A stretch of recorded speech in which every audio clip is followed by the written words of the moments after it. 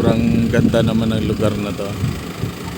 Makikita mo dito yung ilog papuntang dagat dyan. Sakop pa siya ng Infanta.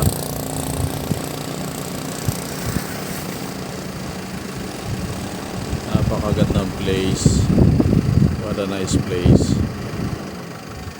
Tapos makikita mo yung buong paligid doon.